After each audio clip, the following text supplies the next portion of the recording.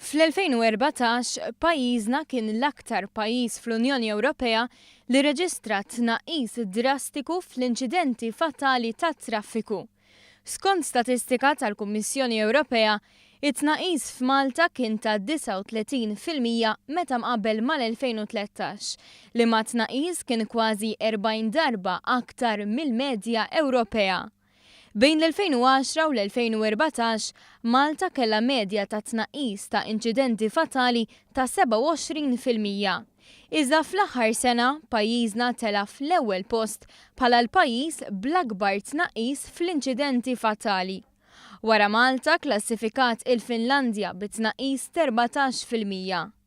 Dan juri li l-qabża kienet ukoll bejn Malta u l-pajjiżi li kellhom l-aktar suċċess f'dan il-qasam. Il-ġurnal Kulħadd tkellem ma' taqsima tat-traffiku tal-Pulizija dwar x'tibdiliet saru mill-korp li setgħu waslu għal dan ir-riżultat pożittiv. L-Ispettur Mario Tonna stqarr li t-taqsima tat-traffiku f'pajjiżna żiedet ir-riżorsi umani tagħha filwaqt li investiet f'aktar muturi. Inbidlu wkoll is-sistemi u ġiet implementata ir-road policing illi sarfet f'aktar preżenza ta' pulizija fit-toroq.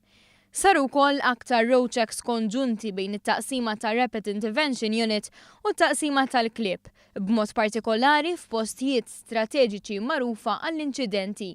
Barra minn hekk żdiedu l-kampanji edukattivi għall-pubbliku biex is-sewwieq ikun marraf aktar dwar is-sewqan.